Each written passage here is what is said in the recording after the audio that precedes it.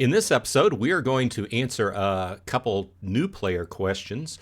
These topics I talk about often, but I don't dig in really deep. So we are going to cover cards in Splinterlands, all the information about them, what you can do with them, what types there are, how do you advance them, several different things about them.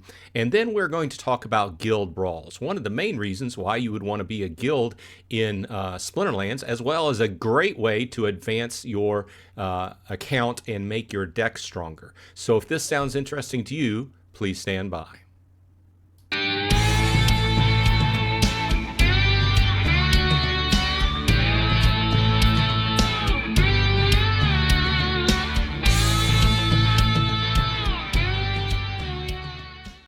Hey, all you Splinterheads. Once again, welcome back. This is Bronze Dragon saying thanks for dropping by. As always, I do appreciate the time you spend with me. If you like this kind of content, please leave a like on the video and consider subscribing if you're not already. If you are and have been, thanks. I appreciate it. Okay, just a short snippet here. If you're new to the channel and you're checking out information about Splinterlands, just a brief definition here is Splinterlands is a collectible, tradable card game on the Hive blockchain. Okay, so I'm just going to leave it at that. I have lots of videos on my channel that goes over different aspects of Splinterlands. I've been playing for more than 4 years now. The game has been out for more than 7 years at this point. And with the release of a recent new set that is really popular now, we're getting an influx of new players. So I've started doing videos and trying to answer questions for new players when they have them for me. And we have the weekly live stream on Saturday at 11:30 Eastern time, where we talk Splinterlands for an hour. So this is all going out towards trying to help new players out, kind of define things and make it a little bit easier for them to get into the game and kind of lessen that learning curve, as it were. Okay, a viewer of my channel and a new player of Splinterlands. I've been talking with her off and on over the last few weeks and answering questions and such and trying to get her up and running within Splinterlands. She started playing last weekend.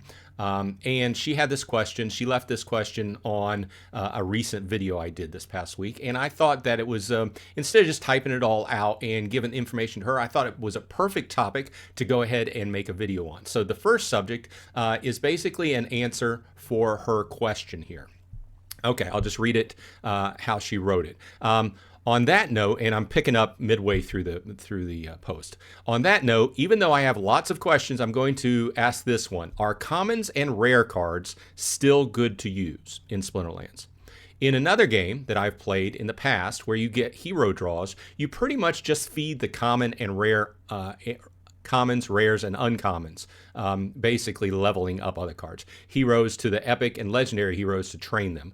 My understanding is here, the only way you can increase the level of your cards is it has to be an exact copy.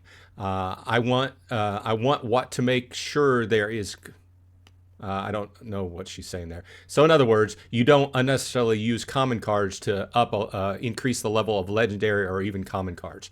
Okay, let's start at the beginning. First of all, I know exactly what you're talking about. I play and my wife plays several of these different gacha games where you get hero cards and monster cards and stuff like that. And a lot of times what it boils down to is there's mechanics built into the game where you basically past that first little starting period of playing the game, you just don't use commons and rares. They're just used to advance the level of other cards, kind of sacrifice them. That does not apply in Splinterlands. So let's take a look. Okay, so we are over on my card collection screen. You can get there by going under items and then cards. And it just basically throws all your cards onto the screen when you have everything selected. However, over to the left, you can use these filters to filter down exactly what cards you want to look at. So if I only wanted to look at regular foils, I could click on this regular. If I wanted to look at only gold foils, I could click on that and look at only gold foils. If I only wanted to look at common cards, I could click on common over here.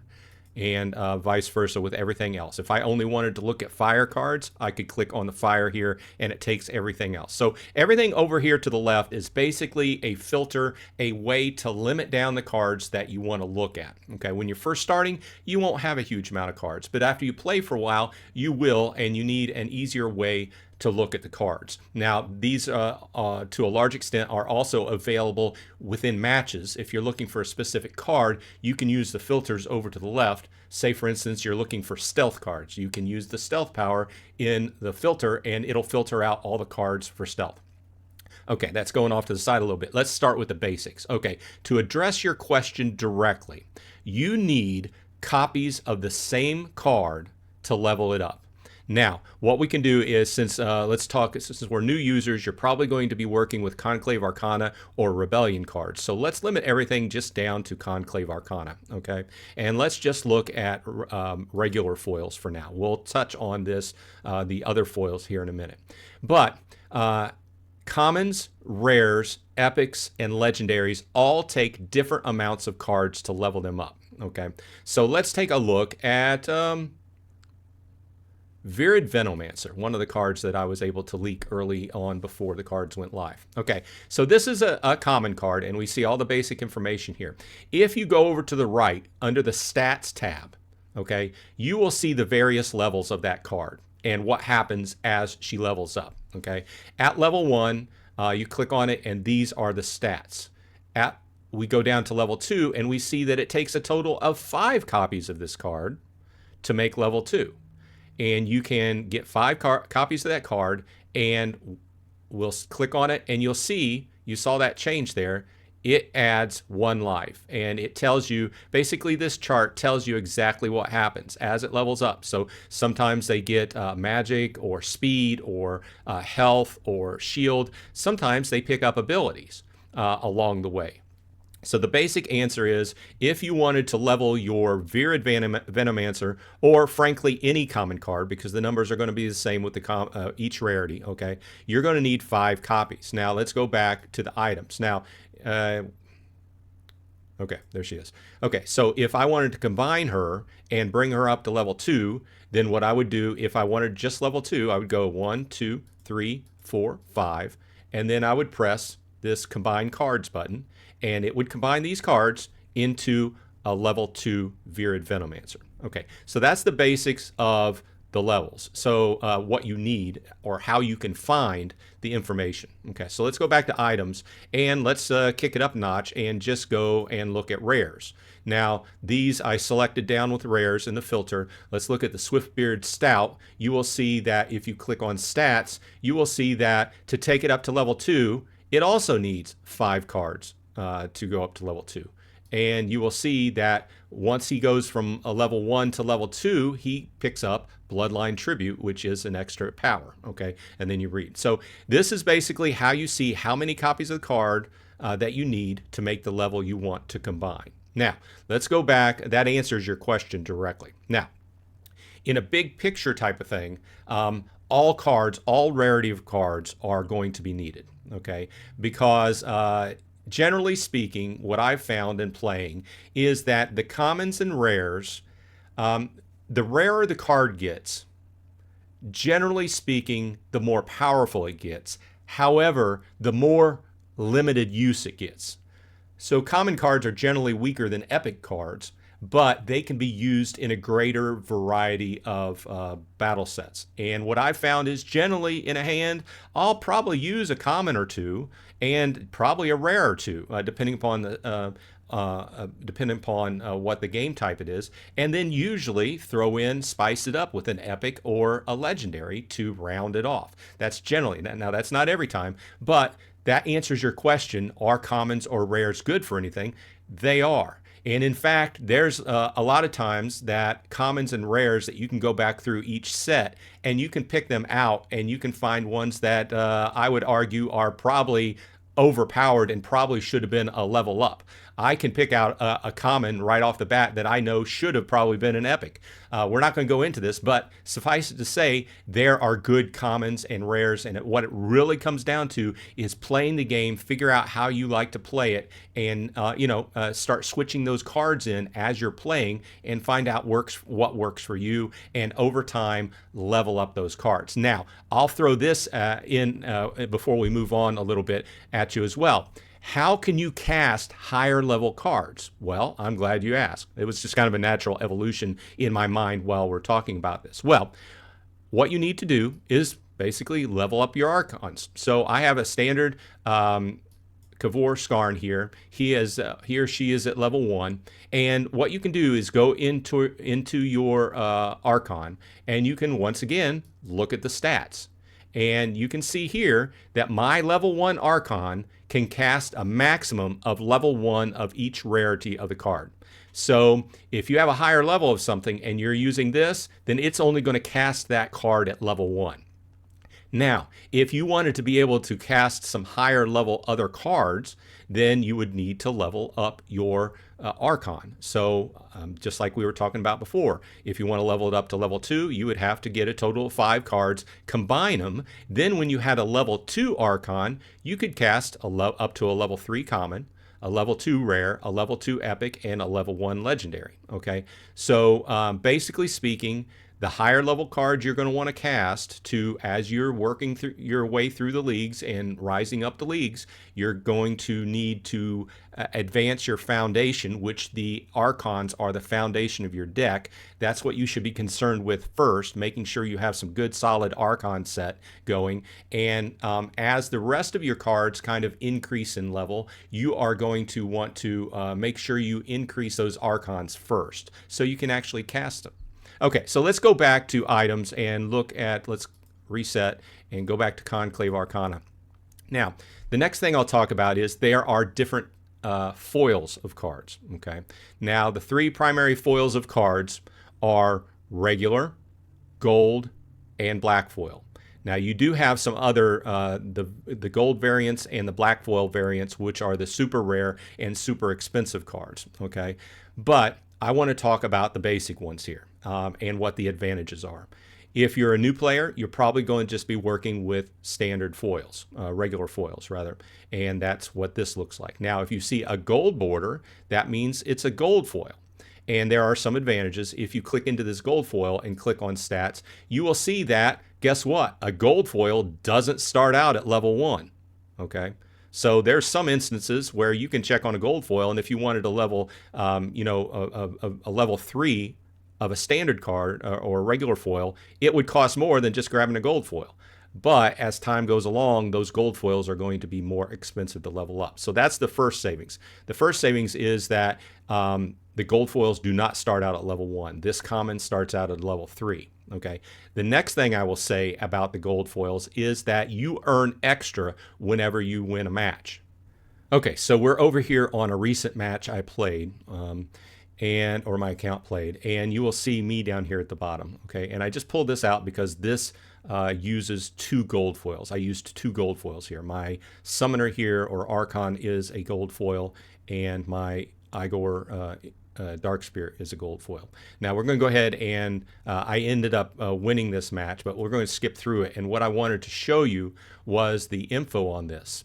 And the info shows you that I got plus 20%, plus 10% for each gold foil card. There's some different other ways you can get extra bonuses to your winnings as you play along in Splinterlands. One of them is having gold foils. The other ones are having black foils, having a longer win streak, having alpha or beta cards, being in a guild, another advantage for being in a guild, and titles. So I have some bonuses going on, but the one I wanted to point out was the fact that I had 2 gold cards in that match, and I got plus 20% to my winnings. Okay. So since we've been looking at the Portly Cannoneer, I brought up the store because I don't have a black foil this one, but the other one you might see is black foil. Okay, black foil is something new in this set, and if you pull a black foil out of a pack, it's automatically maximum level, so you don't have to worry about combining cards or anything. You get better than a gold foil bonus on matches, and there's some other things about it I'm not going to dig in too deep. But you can see that black foils are also pretty expensive because of that, because you don't have to buy, like in this case, a common takes 400 copies to make a maximum level. If you want to go that high, you don't have to buy that. If you're lucky enough to pull one of these out of a pack, you've got a maximum level card that looks cool. And you don't have to worry about combining that. So that's just information. We will go back to the market. And this is just to kind of give you an idea of those other variants we talked about. This gold foil variant has the Oh, it doesn't show it on this page, but let's go back. I think you saw it on this other page. It has like this graphic that comes down across here. So it's even rarer to pull out. And also black foils have that going on. There's another variant of that. And it makes them, it's the card collecting part of the game. The cards are much rarer to get out of a pack of cards, and they sell for much more money. And lastly, before we get off the card topic, I want to tell you about another kind of card, and that is called Soulbound. Soulbound cards are the cards you earn through playing the game, through using your glint for rewards, through playing through the storyline, etc. And what you will notice is that they have, look at this Crash Wonderford. It has a little chain over the small corner here, okay? And that means it's soulbound. That means that you cannot trade it, sell it, put it on land. Basically, you can play with it, but that's what you can do. Okay. Now, in certain instances, especially the newer variety, there is a process in place where you can unlock those. However, it does cost money basically to unlock them and be able to trade them around. And some people do. Some people buy them or unlock them and then sell them and make a little bit of profit on the market. Okay, so I just wanted to point this out. The cards that have the little chain on them, you will not be able to sell. You can combine them on your account, level them up, but you're not going to be able to trade or sell them to anybody. Okay, I think I hit all the information lightly. Obviously, I could sit here and talk about this a lot more, but all the basic information about cards as far as what she was getting at and kind of comparing them to, I think I answered them. So yes, you do need exact copies of the cards. You can combine them into a higher level copy. The higher level copy gets more powers and more stats added to it in most cases. You know, the different varieties we talked about, different foils, the rarer foils and the rarer cards are, generally speaking, worth more money that you can turn around and sell them for. Okay, so on to the next topic. Okay, her next question was centered around Guild Brawls. Okay, so she just yesterday joined one of the guilds I'm in. And this question comes up because it's something I talk about a lot in my videos that are aimed at new players. And the reason is there's several advantages and reasons why I would say that a new player should be in a guild. One of them is camaraderie, being able to ask questions, get up and run in the game faster, and generally speaking, people in a guild are much more dedicated to the game, and they'll, in a lot of cases, loan you out some cards to get you up and running. The second thing is you can actually advance your account faster by participating in what's called Guild Brawls. So if you go under the Guild tab, just go ahead and click on it, you can select Guild Brawls. Okay. Now, Guild Brawls are, generally speaking, battles that happen once a week. Now, there's a phase it goes through. It goes through so many hours where there's no brawl. Then it goes through a phase where you go in and you pick out the brawl fray that you want to be in. And these brawl frays are, they have, like mine was silver level and it's gold foil. Okay, so those are the requirements for me to play in that fray. My cards have to be silver level, or if I play with lower level cards, I have less of a hope of winning, basically, but they do have to be gold foil, okay? But there's all sorts of frays, and if you're just starting out, you'll be starting out at one of the lower level frays all the way at the top, maybe one of the wood or bronze, okay? So what happens is you go through the first part of, you go in and you pick out, okay? And then you have, after the 24 hours, I think, I'm not sure exactly about all these timings, but after the 24 hours elapse and everybody has picked out a fray, generally speaking, the guild leader, if there are any open frays, they'll throw some of the other guild members into the open frays, because it behooves a guild to have all those frays full at this point in time, even if you have no chance of kind of winning any frays within that section. Say, for instance, you got thrown into a gold foil fray and you don't have any gold foils. You have no hope of winning any frays. But sometimes, as a brawl goes down, there are people that don't put in their battles. And if you are matched up against that person and they don't put in their battles and they basically run away from the battle, then you win by default. That's the reason why guilds, it behooves them to go ahead and fill all the frays. But as a starter, you're going to pick one of those lower level frays and jump in and go for it. You can see here we are on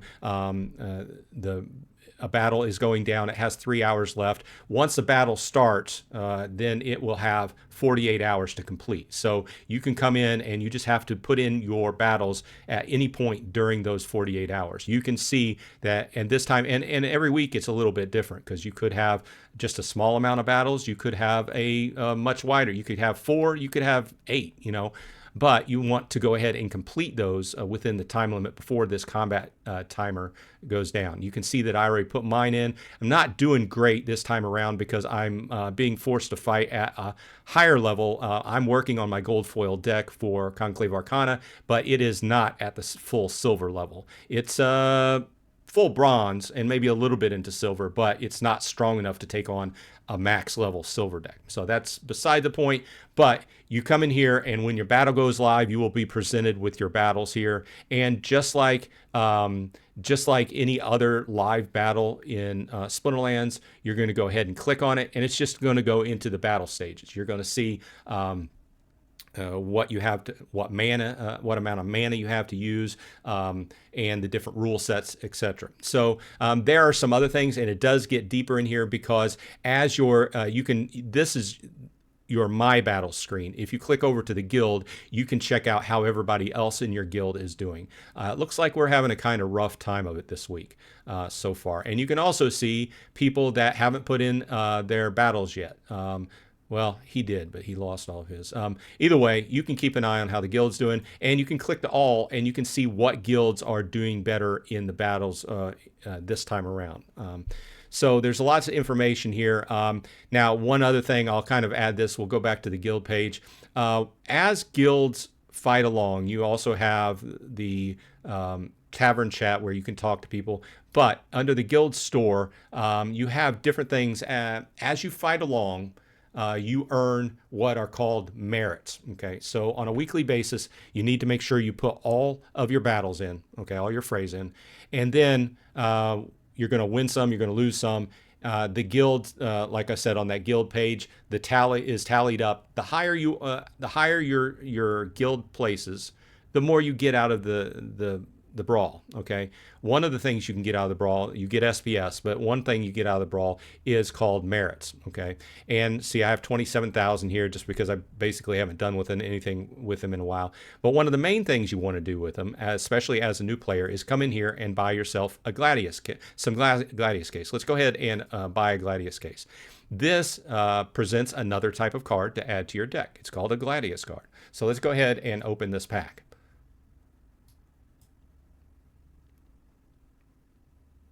The Gladius set is a very strong set of cards, and it's probably the best way and most efficient way to add power to your deck as a new player, other than just going out and buying higher level cards off the market.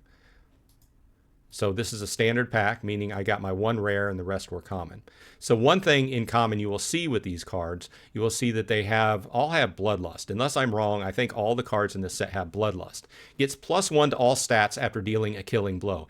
And this can add up very quickly. So I just wanted to point out that one of the advantages of getting into brawls is earning merits to strengthen your deck as a new player. You will also earn SPS as well, which helps you out because you can turn around and stake that, and as your SPS stake accrues, then you earn more from winning in game. And it's just all this constant evolution of different ways to get in, get different cards to improve the strength of your deck, put more SPS into your stake so you're earning more, and it just keeps rotating like that. You just have to be active. So if you don't have a guild and you're a new player, just come over here and browse guilds and just send out some pings, talk to people, stop by the Saturday morning stand-up discussion I said at the top of the show. We have it every Saturday at 11:30 Eastern time here on YouTube. Lots of people stop by on a weekly basis where we discuss Splinterlands, and if you need a spot in a guild, more than likely we can point you in the right direction. Okay, Lady Sharon, I hope that answered your questions. And to all you new players out there, once again, if you're thinking about starting the game, there is a ambassador code in my show notes that you can use, get you up and running. And once you buy your spell book, if you have any questions, stop by the Saturday morning stand-up like I just talked about, and we can talk about it. Other than this is Bronze Dragon. Stay cool out there because it has been a hot one this week, and I will see you in Splinterlands.